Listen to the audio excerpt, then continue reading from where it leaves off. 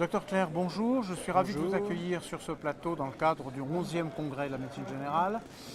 Je vais vous demander de vous présenter vous-même et puis de nous dire pourquoi on a décidé de parler ensemble.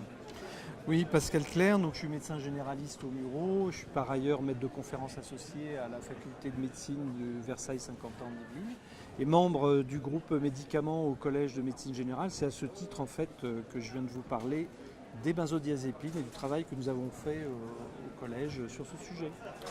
Alors, il y a un travail, il est présenté à l'occasion de ce congrès ou c'est quelque chose qui est déjà sorti? Voilà, il est présenté à l'occasion de ce congrès et on utilise ce congrès après Pour le faire connaître. pour faire connaître. Absolument. Et donc cet outil, il s'agit des benzodiazépines et il s'agit de fiches pratiques, je crois. Oui, tout à fait. Puisque c'est un sujet de santé publique, la prescription des benzodiazépines, puisque on est en surprescription avec ces médicaments. Et en même temps, comme médecin généraliste, on sait qu'on est en difficulté pour traiter ces patients et avoir des alternatives en réalité. Et donc le collège s'est pensé sur la question et il a produit une fiche d'aide pour le médecin généraliste et une fiche d'information pour le patient. Alors, on commence par la fiche pour le médecin, puisque ça part de là. Qu'est-ce qu'on peut dire sur cette fiche médecin? Cette fiche médecin, en fait, elle est composée de, je dirais, de deux grandes parties. Une partie pour, je dirais, un peu de rappel aux médecins des effets quand même indésirables des benzodiazépines, et que ce sont des médicaments qu'on peut utiliser tout à fait, mais plutôt en cure courte. Voilà, c'est ce rappel dans un premier temps. Et sur le deuxième partie qui est beaucoup plus important, c'est des propositions qu'on peut faire aux médecins généralistes sur la prise en charge de ces patients anxieux, humeur dépressive, insomnie, mais aussi les addictions, et puis ces patients polypathologiques qui en même temps ont beaucoup d'angoisse, etc., et qui sont notre quotidien en fait. Voilà. Donc ces alternatives médicamenteuses, non médicamenteuses, c'est dans un premier temps l'empathie déjà dans la relation, et puis savoir proposer des thérapeutiques cognitivo-comportementales, éventuellement de l'hypnose, de l'hygiène du sommeil, etc.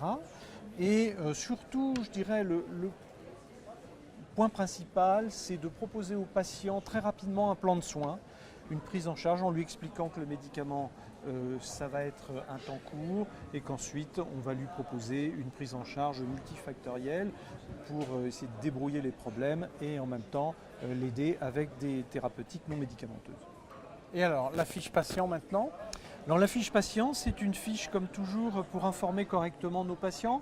En fait, nos patients face à des problèmes d'anxiété, à des problèmes de souffrance au travail, à des problèmes de deuil, à des problèmes d'addiction, etc., vont se tourner naturellement vers leur médecin traitant avec de grandes difficultés. Ils n'y voient pas bien clair, ils vont réclamer peut-être d'être soulagés rapidement et en même temps ils n'ont pas connaissance à la fois des effets indésirables relativement rapides ou à moyen terme de ces molécules et d'autre part qu'il est plus utile pour eux de les prendre en charge avec un plan de soins, avec des thérapeutiques non médicamenteuses et leur expliquer pourquoi, et que les médicaments c'est une aide mais c'est comme la canne, c'est-à-dire ça n'a qu'un temps, c'est pour sortir d'une situation d'urgence ou d'extrême urgence, mais qu'on va sortir de ce traitement relativement vite, en 1, 2 ou 3 semaines, pour passer à d'autres types de thérapeutiques et les aider à débrouiller leurs problèmes. Et est-ce que vous pouvez me dire d'ailleurs comment on va se procurer ces fiches sur le site le site du collège, pardon? Oui, ce sera très probablement sur le collège du site. Je recommence la question parce que là, ça fait 2 fois. On peut recommencer, on n'en est pas loin. Induit la réponse. C'est notre qu'il y a quelque chose à changer. Est-ce que vous pouvez nous dire comment les médecins pourront se procurer ces fiches pour eux et pour leurs patients? Voilà, donc nous sommes en fait, ce sont des travaux qui sont faits en lien avec la NSM. L'objectif c'est d'avoir une diffusion effectivement importante vers nos confrères, probablement sur le site du collège mais pas seulement. Toutes ces questions vont être rapidement débattues après le congrès. Si vous voulez bien oublier la casquette qui vous a amené à travailler sur ce sujet, et dans votre pratique quotidienne de médecin généraliste, est-ce qu'il y a un autre thème que vous aimeriez voir développé de la même façon? Oui, un autre thème. Plusieurs probablement. Voilà.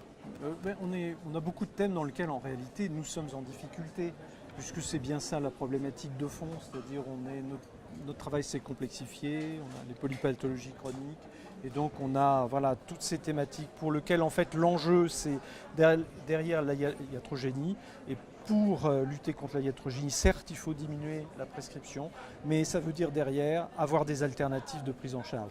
Et c'est un enjeu majeur sur les années qui viennent, et il va falloir effectivement développer de plus en plus ces problématiques, notamment avec l'ANSM, mais aussi la CPAM, la CNAM, puisque derrière, les enjeux, c'est du remboursement sur un certain nombre d'alternatives humaines. Oui, c'est pas forcément moins de consommation, moins cher, il y a quand même derrière des actions qui peuvent en elles-mêmes coûter de l'argent. Qui peuvent coûter de l'argent, et comment effectivement on va pouvoir investir sur du non médicamenteux, c'est-à-dire des prises en charge humaines, à la fois en termes de thérapeutique, mais en même temps aussi d'aide à domicile, d'aide à accompagnement du patient dans la souffrance au travail, etc.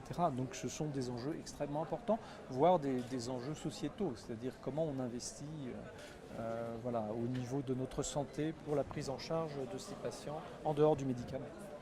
Maintenant que le collège a le savoir-faire, ça devrait aller plus vite. C'est le mot de la fin? Peut-être. Merci beaucoup. Merci à vous.